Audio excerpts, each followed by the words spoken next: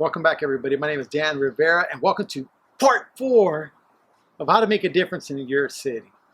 In the first 2 chapters, I spoke about the 2 big pitfalls people make when setting goals. In the third video, I spoke about the number 1 reason that is causing all this frustration in your city, even in your homes and among your co-workers and in your relationships and in just about every area of life. And that was the self-esteem. Now I'm about to give you the second part to why you have so much dysfunction or trouble, or even in this, let's put it this way, or even if you're not achieving the type of goals you think you should be achieving, then you're going to want to listen to this.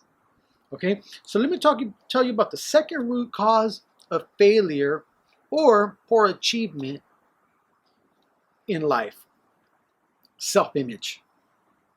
Did you know that self-image is also a root cause of poor performance?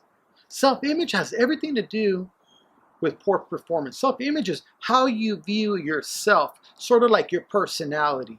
You have people that say, I'll never be able to wake up early. Okay, that's a personality. That is how they see themselves. They see themselves in a way that they'll never be able to be different. They believe that their habits were formed by God and that they should never be changed. But you know what? That's not true. Not at all.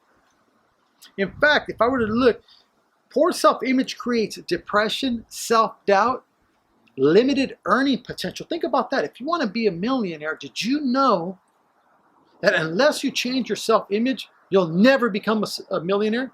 Yeah, even you. And if maybe you're stuck at 100 or 200, 300,000, the only way you're going to get to $1 million is through the reprogramming of the self-image. That's what I had to do in order to break through. And it's important that we understand that. Another problem is a poor self-image increases stress levels. It makes it difficult for people to change and to learn. It keeps you focused on your bad qualities. It causes you to attract failure and disappointment. It keeps you addicted to drugs. It keeps you down and makes you see yourself in a negative light. That's all related to the self-image. It's how you perform, how you see yourself. Self-esteem is how you feel about yourself. Self-image, how you see yourself.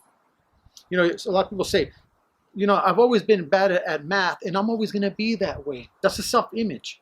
That's a problem with how they see themselves. They see themselves as people who will always be bad at one thing or another. Or they focus on their own negative aspects and they therefore create like a lens that's a failure consciousness lens that's always looking to prove that what they say about themselves is true. So people get stuck in that. You see, and here's another way of seeing it. People that say, I can't keep a job. No one likes me. You have to be smart to succeed. I need college degree to succeed. You need money to make money. I'm always late. I'm unlucky. I'm ugly. I can't quit drugs. I've already tried. I'll never do any better. All related to the self-image. If you want to increase your potential to earn more money, self-image. If you want to get past a limiting belief, or maybe be able to, skydive when you're afraid of that, you can literally reprogram your subconscious mind to make it do whatever you want to do. And I'm going to give you a small glimpse of how important the self-image, and it's probably one of the most important things here. You see, the other day, I was having a conversation with my daughter, Kira. And so you're going to want to listen to the story because you might miss it. So make sure you stay tuned in. So my daughter got in trouble by her mom because she's always blurting things out, right? And her mom said, stop blurting things out. Think before you speak, as we should, right?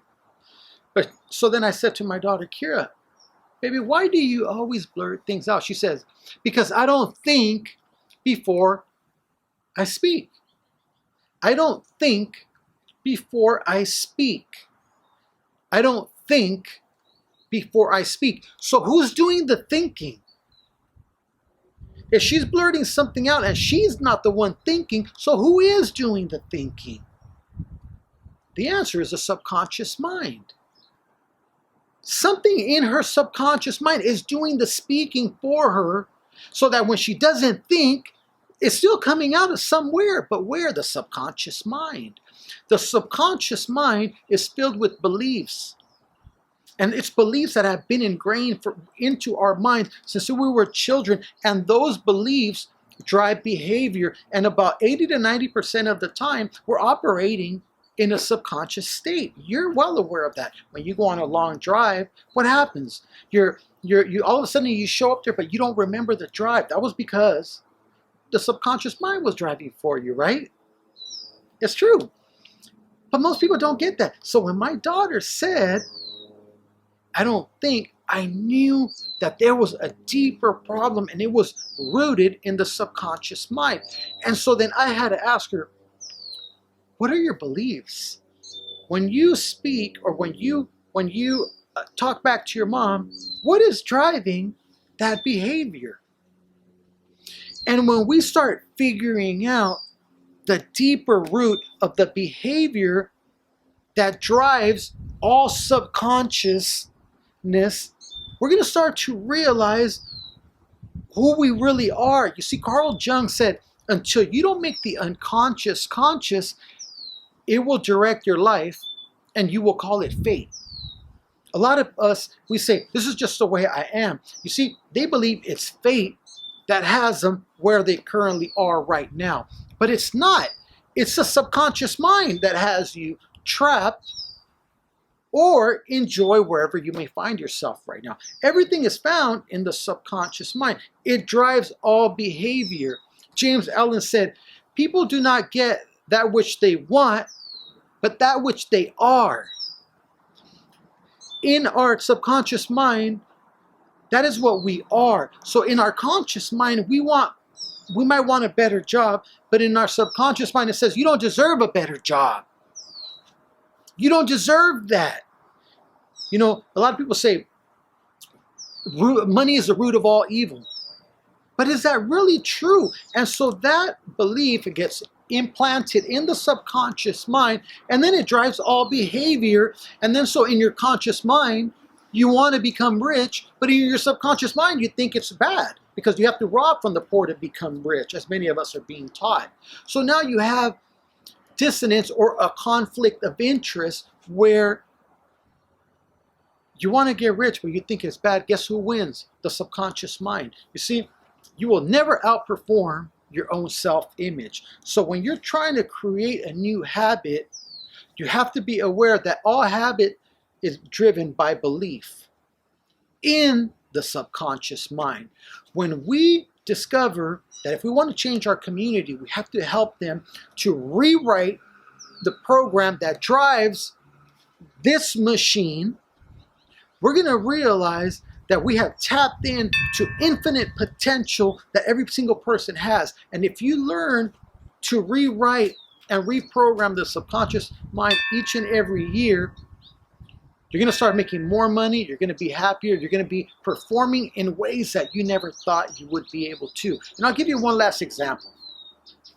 The subconscious mind is the vehicle. Your conscious mind is the driver. Okay? So it's very different than the self-esteem. So if you want to change your vehicle, let's say you want to set a really big goal. You're not going to be able to make it on that tiny little bike you're riding on right now. Is that true? No, you need what do you need? You need a Ferrari, or even better, what? You need a jet. People who have mastered and who have made millions of dollars a month have discovered that they have to reprogram the subconscious mind. And through that reprogramming, they've been able to convert a tiny little vehicle and be able to replace it with a jet that allows them and provides the transportation to whatever goal they want to achieve. Now, if you want to make that difference, and you want your life to become better, and you want the lives of your constituents to become better also, you're going to have to change the self-esteem, improve it, and help people feel better about themselves, feel more competent and self-love. And you're also going to have to write the program of the self-image. You're going to have to empower them and provide the tools for them to believe that they can change who they are. If you change who they are, you'll be able to make them into winners, and not just to a small level, but they might even become better than you.